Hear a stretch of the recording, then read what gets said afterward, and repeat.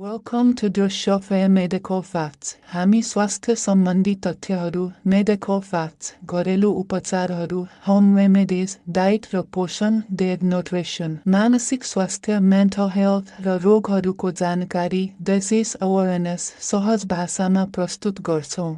गर्भवती हुँदा खानु नहुने कुराहरू, काँचो वा अधपाकेको मासु, अन्डा, काँचो वा अधपाकेको मासु र अन्डामा साल्मोनेला, टोक्सोप्लाज्मा वा अन्य ब्याक्टेरिया हुन सक्छ जसले आमालाई संक्रमण हुन सक्छ र शिशुको स्वास्थ्यमा असर पुर्याउन सक्छ। काँचो माछा सुसी। समुद्री खानामा पर्ने केही काँचो माछामा पारासाइट वा भारी धातु जस्तै मर्करी हुन सक्छ जुन शिशुको मस्तिष्कको विकासमा बाधा पुर्याउँछ। अधिक क्याफिन, चिया, कफी, धेरै क्याफिनले गर्भपतन, मिसक्यारेज वा जन्मकालीन समस्याहरू ल्याउन सक्छ। एक दिनमा 200 मिलिग्राम भन्दा बढी क्याफिन सेवन नगर्नु राम्रो। अल्कोहल। गर्भवती अवस्थामा अल्कोहल सेवनले बच्चामा फिटल अल्कोहल सिन्ड्रोम हुन सक्छ जसले मानसिक र शारीरिक विकासमा गम्भीर असर पुर्याउँछ। अनपास्चराइज्ड दूध र चीज। यस्तो दूध वा चीजमा लिस्टेरिया नामक ब्याक्टेरिया हुन सक्छ जुन गर्भपतन वा समयभन्दा अगाडि बच्चा जन्मिने सम्भावना बढाउँछ।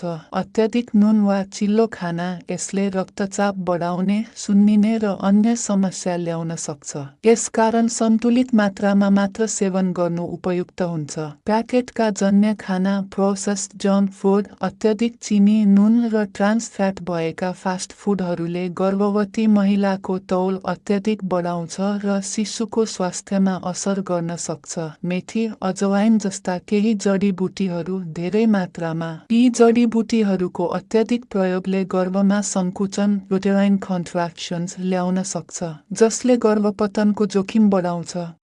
गर्भवती हुँदा खानुपर्ने खान मिल्ने कुराहरू, हरियो पातलो साग सब्जी, पालुमो, मोसो, तोरीको साग, फर्सीको साग आदि। आइरन, फोलिक एसिड, फाइबर र भिटामिन ए, सी आदि पाइन्छ। प्रोटिनयुक्त खाना, उमालेर पकाएको अन्डा, राम्ररी पकाएको मासु, कुखुरा, माछा, सिमी, दाल, चनाको झोल, नट्स, बदाम, काजु। यी खानेकुराले बच्चाको अङ्ग र कोष निर्माणमा सहयोग पुर्याउँछ। दूध तथा दूधजन्य पदार्थहरू, दूध, दही, चीज पास्चुराइज्ड हुनु आवश्यक। क्याल्सियम र प्रोटिनको राम्रो स्रोत जसले हड्डी बलियो बनाउँछ। फलफुलहरू, स्याउ, केरा, सुन्तला, अम्बा, पपया, परिपक्व पपया मात्र, आँप, अनार आदि। फलफुलमा पाइने भिटामिनहरू र एन्टिअक्सिडेन्टले रोग प्रतिरोधात्मक क्षमता बढाउँछ। अन्न तथा गेडागुडी, ढिँडो, भात, रोटी, जौ, गहुँ, मकै कार्बोहाइड्रेट र फाइबर प्रदान गर्छ, ऊर्जा दिन्छ। पानी र तरल पदार्थहरू, पर्याप्त पानी, नरिवल पानी, घरमै बनाएको सुप वा झोल शरीर हाइड्रेटेड राख्न र पाचनमा सहयोग गर्न आवश्यक हुन्छ। सुक्खा मेवा, ड्राई फ्रुट्स, बदाम, किसमिस, अखरोट थोरै मात्रामा स्वास्थ्यवर्धक बोसो, आइरन, प्रोटिन पाइन्छ। थप सुझावहरू, सानोतिनो तर बारम्बार खाना खानुहोस्। दिनमा 5-6 पटक खाली पेट नराख्नुहोस्। खाना पकाउँदा सफा राख्नुपर्छ। अत्याधिक मसला र नुन कम गर्नुहोस्। Whether you want to stay fit, understand your body better, or avoid common health mistakes, this is the channel for you. Subscribe Garnos for weekly informative videos. Like, comment, share, get health knowledge, spread Garnos. Stay healthy, stay informed.